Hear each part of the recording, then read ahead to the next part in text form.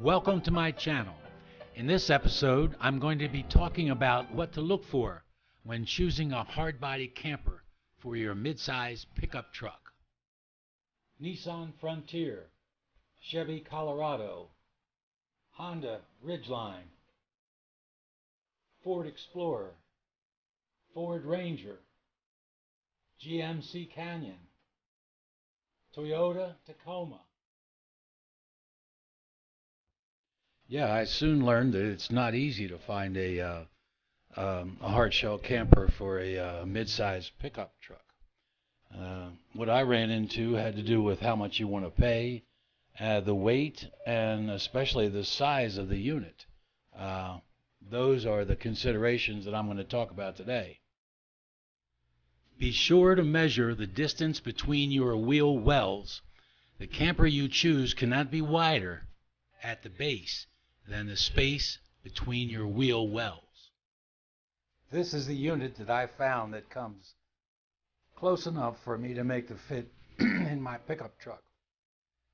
The outside floor measures 40 1/4 inches wide, giving me room to ease it onto my bed within the 44-inch width between the wells.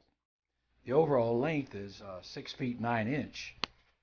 And that's 8 inches too long to fit on my bed with the tailgate up. So what I did was just lower the tailgate before setting it in place. The upside's having a platform to stand on, making it easy to open and close the door. The downside's my license plate is not as visible as before. Now I've thought about moving the plate onto the camper, but you also need a light for night driving to illuminate the plate. But so far so good. No one has stopped me yet for not being able to see my plate. My truck hauls 1,186 pounds. This camper has a base weight of 935 pounds. You would think I'd be in good shape having 250 pounds to play with, but like I say, add all the options, passengers and gear before you decide. 250 pounds was not going to cut it for me. Be sure to find the maximum hauling weight for your vehicle. Campers come with a base weight, but don't be fooled. You must add to the base weight the driver and the passenger weight, the options like a battery or an air conditioner, and all your supplies and your gear. So here's the spec sheet on the camper that I went with. It's a Travelite Razor FBM, standing for front bedroom midsize. I ordered it with the air conditioner, heater, and a battery to run the lights, and to get the heater going. The heater runs on propane. Now all these extras added to the base weight of 935 pounds, and it took me over my recommended hauling weight. So this is what I came up with to do. I talked to the dealer tech where I bought the pickup about adding a set of leaf springs. Why, he said I'd get 500 pounds more hauling weight this way. I didn't get it in writing, and he didn't say what the extra weight would do to my axle, but I had them installed anyway. As a disclaimer, I tell you that I'm not any sort of authority, engineer, or mechanical stress expert. Adding leaf springs has worked for me. This is what it looks like. You can count that there's one more leaf on each spring coupling. But I still wanted wanted to beef up the truck even more, so I shopped around for airbags. I wanted to put them between the leaf springs and my bed frame. There's a link posted below showing where I got them. They take up to 100 pounds PSI. When I'm loaded with the camper, I inflate the bags. They keep the camper stable, especially in high crosswinds and when I'm on rough terrain. The only thing I have left to do now is get a hold of some Brophy tie downs. They look like this. I'm going to secure them to the bed of the pickup, and I'm ready to mount it and take off for my first ride. So here's what the camper looks like when it's mounted to the truck bed.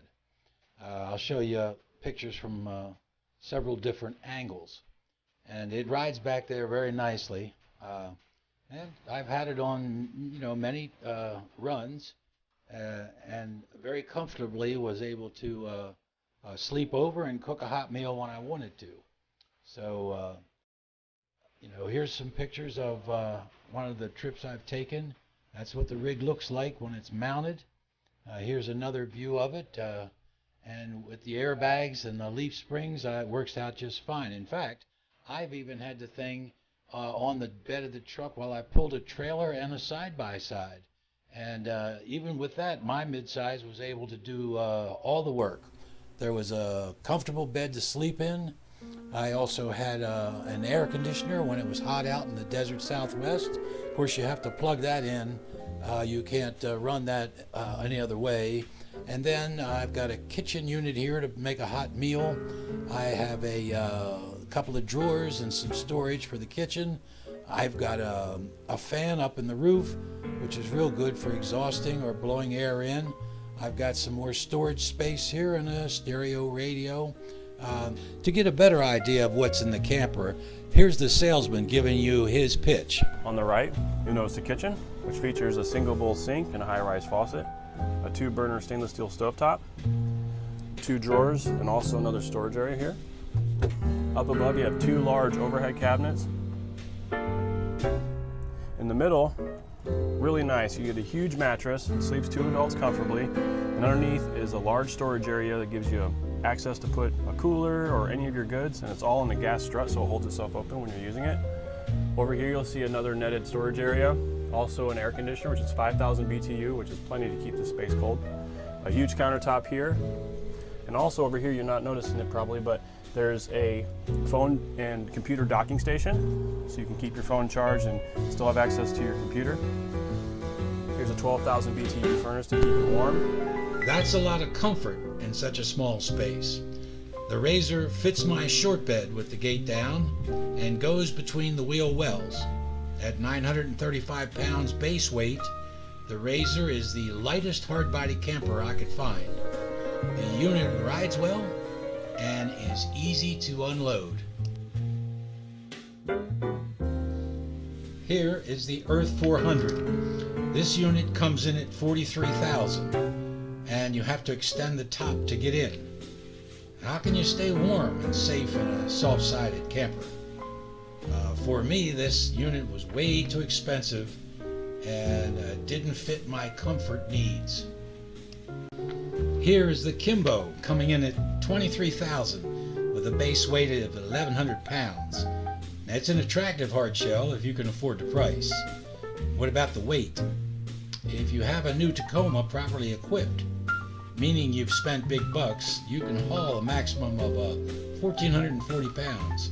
That's if you have the new one. The numbers look right until you add the passengers, gear, water, and all your supplies and all the extras like batteries, AC unit, etc.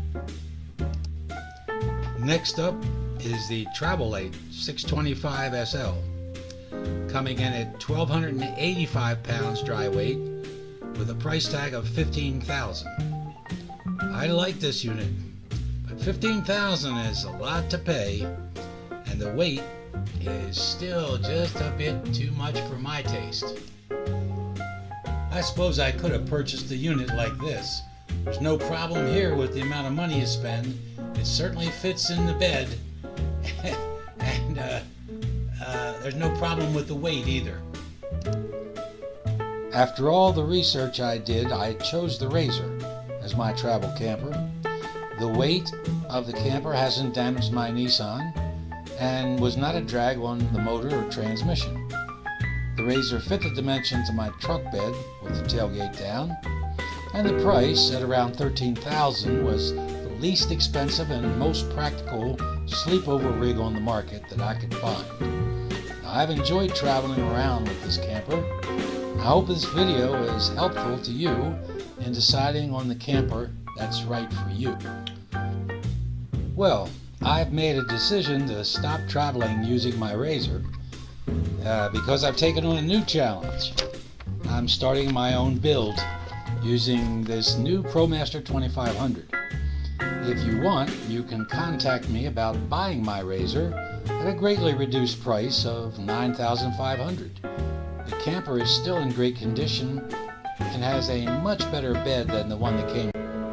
To close out this video, I'd like to say best of luck to you in finding your ideal travel vehicle, and thanks for watching my channel. If you're interested in my new build, leave your comments below.